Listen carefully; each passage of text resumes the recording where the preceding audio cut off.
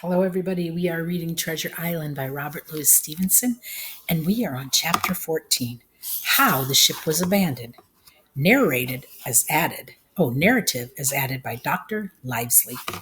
That afternoon, when the two boats went ashore, the captain, the squire, and I started talking, at the same time keeping an eye on the 6 men who were left on board, sitting and sulking. Hunter came up a moment later and told us that Jim had gone ashore. We were disheartened instantly. It was decided that Hunter and I should go ashore and find out more. We went directly for the stockade, which was marked on the map. It was a sturdy, well-protected place with fresh water, spring, and a high fence, perfect for defense. We soon heard the cry of the man being killed, and we immediately thought it was poor Jim Hawkins. We rowed back to the ship and found the squire and one of the men looking very pale. We put Redruth in the galley and loaded guns to stand guard. Hunter brought the jolly boat around, while Joyce and I loaded it with gunpowder, weapons, biscuits, pork, and my medicine chest. On the deck, the captain had a gun pointed at the crew, and he was saying, "Mr. Hands, we will shoot the first man who moves." The shocked men ran below deck to find Redruth armed and ready. They came back up again and skidded to a halt upon seeing the captain's guns. We had already made it to the shore by then. We left Joyce to guard the stockade while we quickly unloaded our things.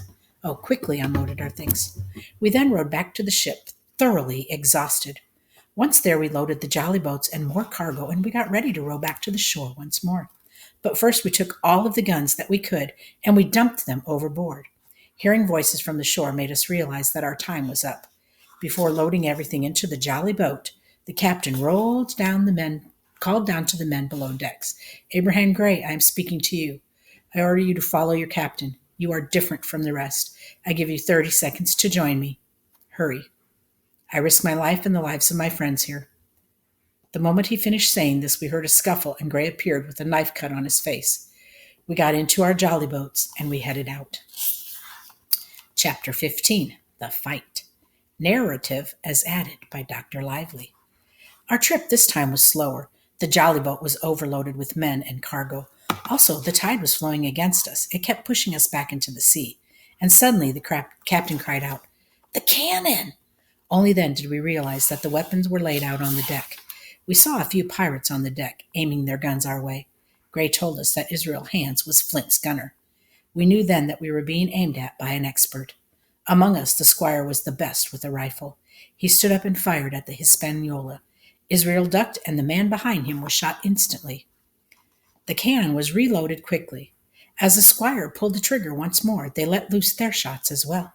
The bullets went whizzing past our heads. The jolly boat shook because of the disturbance in the water caused by the shower of pellets. Its front part went under water. The squire and I managed to keep our guns above water as we stood in the shallow surf. Everyone else jumped into the water with our cargo. Their guns were ruined, of course, leaving only ours to use. We also found that our provisions were gone. To add to our troubles, we heard voices coming near us and feared being cut off from getting to the stockade. We quickly ran to the stockade, and with each step that we took, the buccaneers sounded closer. "Captain," I said, "the squire has the best aim. Give him your gun. His own is useless." The captain passed his best gun to the squire, who took aim. I, in turn, gave my sword to Gray.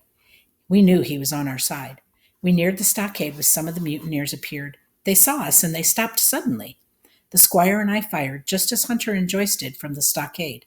One fell dead, shot through the heart, and the rest ran away. Our victory was short, for someone shot Redruth. He fell to the ground, not dead, but bleeding.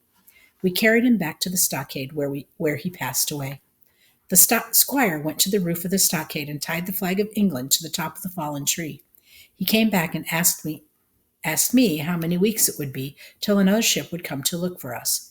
I told him quite honestly that it could take months. That's when the captain told us that our rations were quite scarce. Just then we heard the cannon fire again and heard the ball fall somewhere close to the stockade. We knew they were aiming at us, but we weren't scared. "Oh," cried the captain, "fire away. You'll never hit us from where you are. You will, however, do us a huge favor of finishing off your powder supply." That very night, Joyce and Hunter volunteered to try to rescue the supply from the shallow water, where the low tide had left it on the sand. But unfortunately, Long John's men were already carrying most of it away. The captain recorded our details in his logbook. Even as he was finishing, we heard a happy shout. "Doctor, squire, captain, "Hello, Hunter, is that you?" came the cries. I ran out just in time to see young Jim Hawkins safe and sound climbing over the stockade wall. And that's the end of chapter 15 in Treasure Island.